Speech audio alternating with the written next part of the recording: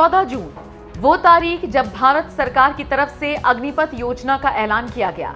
ये ऐलान होना था और देश के छात्र भड़क गए। अलग अलग कोनों से विरोध की खबरें आई, लेकिन यूपी बिहार में तो जबरदस्त प्रदर्शन हुआ।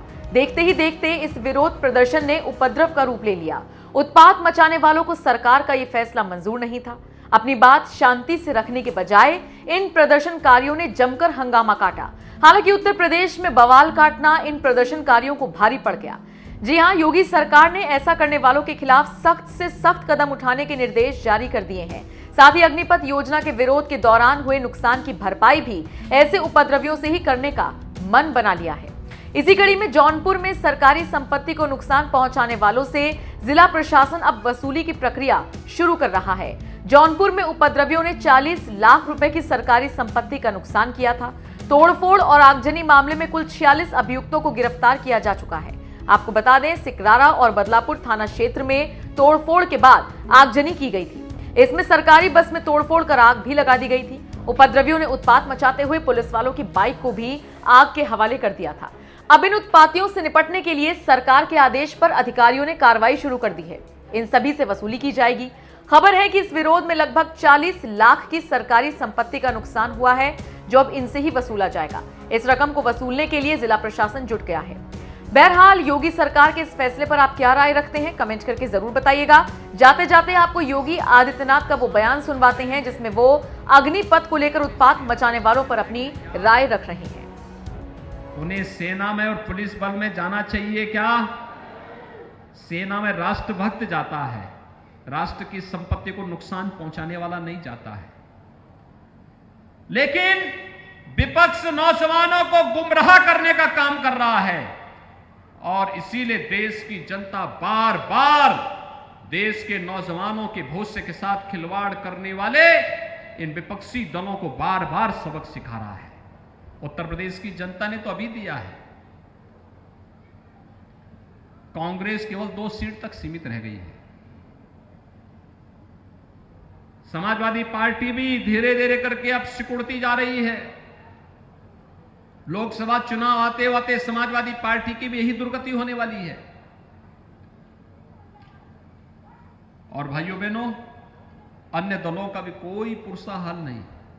मेरी आप सबसे यही अपील है, भारतीय जनता पार्टी सुरक्षा और विकास के मुद्दे पर आपके साथ में है। डबल इंजन की सरकार आपके हितों के लिए कार्य कर रही है। उद्योग लगाने के लिए हो, नौजवानों के रोजगार के लिए हो, सुरक्षा के लिए हो, गरीबों के लिए आवास की सुविधा हो, या फिर गरीबों के लिए उज्ज्वला योजना का कनेक्शन हो, गरीबों के लिए राशन हो, नौजवानों के लिए रोजगार हो, या नौजवानों को स्मार्ट नौजवान बनाने के लिए 1-2 करोड़ नौजवान को टैबलेट और स्मार्टफोन देने की कार्रवाई सरकार इसको मजबूती के साथ आगे बढ़ाने का काम कर रही है। हर नौजवान के उन्नयन के लिए सरकार काम कर रही है। और भाइयों बहनों, ये चुनाव जैसे खन्ना जी कह रहे थे, जबरदस्ती थोपा गया। फिर जनता ने 5 साल के लिए किसी व्यक्ति को भेजा था चुन करके। अब उनके कारनामे ऐसे थे कि उनको चुनाव के बाद से लगातार जेल में रहना पड़ा। कारनामे उनके दुरुस्त होते तो जेल में क्यों रहना पड़ता? और फिर विधानसभा में चले गए तो लोकसभा के लोगों को छुट्टी कर दी, उन्होंने छोड़ दिया।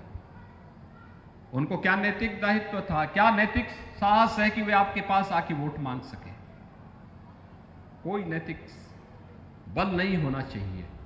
लेकिन भाइयों बहनों, हम आए हैं आपके पास एक सामान्य कार्यकर्ता को लेकर के, एक किसान परिवार के एक सामान्य कार्यकर्ता को लेकर के, कि भारतीय जनता पार्टी किसी परिवार की पार्टी नहीं है। भारतीय जनता पार्टी किसी खानदान की पार्टी नहीं है। भारतीय जनता पार्टी जनता की पार्टी है। जनता जनार्दन के आशीर्वाद से बनी हुई पार्टी है। एक सामान्य कार्यकर्ता प्रधानमंत्री बनता है, एक सामान्य कार्यकर्ता मुख्यमंत्री बनता है, एक सामान्य कार्यकर्ता मंत्री बनता है, एक सामान्य कार्यकर्ता सांसद भी बनता है, विधायक भी बनता है।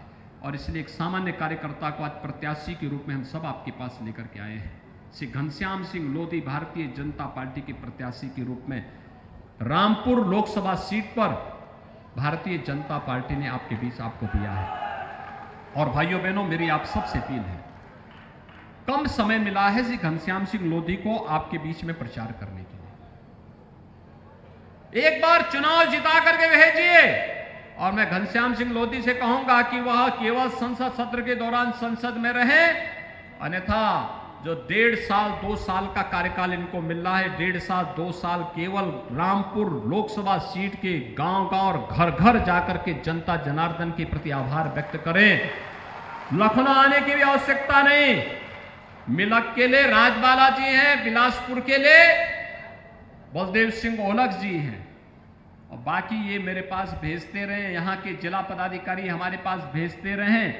हम लोग वो सभी विकास के कार्य यहां के लिए देंगे जिन विकास कार्यों की आवश्यकता इस रामपुर जनपद के लिए होगी। रामपुर को माफियाओं को रौंदने के लिए नहीं छोड़ेंगे, रामपुर को अराजकता का अड्डा नहीं बनने देंगे। रामपुर विकास की नई ऊंचाइयों को प्राप्त करेगा, और इसी का आह्वान करने के लिए मैं आपके पास आया हूं। घनश्याम सिंह लोधी जी को भारी मतों से विजयी बनाने के लिए जाएंगे सब लोग। भाइयों बहनों, आज शाम को प्रचार बंद हो जाएगा। आज शाम अब से लेकर के परसों सुबह तक, मतदान प्रारंभ होने तक आपके पास घर घर जाने का अवसर प्राप्त होगा। कुल मिलाकर के 1.5 दिन भी नहीं है।